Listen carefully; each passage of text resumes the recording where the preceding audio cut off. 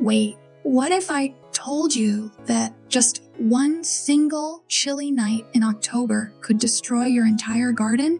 Imagine this. One evening, your plants look lush, green, and full of life, but the very next morning they're drooping, blackened, and lifeless. Shocking, right? The truth is, the first frost doesn't just sneak in quietly. It can wipe out months of your hard work overnight. But here's the exciting part. You can stop it. Protecting your garden from the first frost in October isn't complicated. In fact, I'm going to show you some simple tricks anyone can do at home.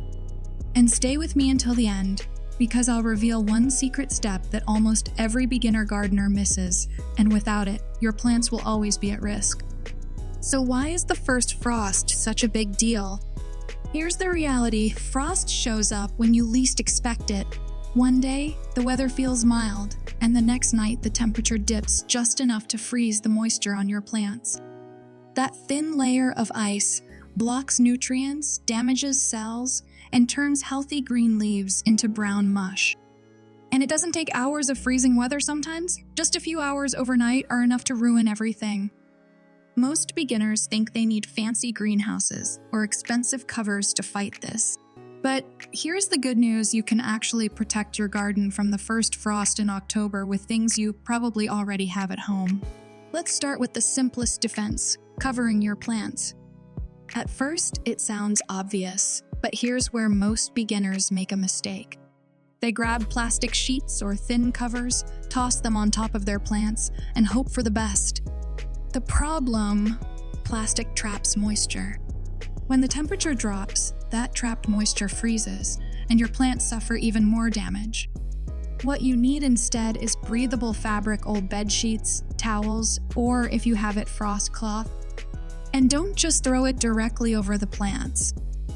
That small pocket of air underneath works like insulation and makes a huge difference. But wait, what if frost hits when you're not ready? What if it happens overnight while you're fast asleep? This is where many gardeners lose their crops. They focus only on covering the top, but forget the most powerful part of the garden, the ground itself. Think about it. The soil stores heat during the day and slowly releases it at night. That means your soil can act like a natural heater if you use it right. The trick? Water your garden before a frost. Moist soil holds more heat than dry soil, and that extra warmth can protect roots. Add a layer of mulch like straw, leaves, or wood chips, and you're locking in even more heat. It's a simple step, but one that makes a massive difference. Now let's talk about mobility and timing. If you live in the USA or Canada, you already know October nights can switch from mild to icy without warning.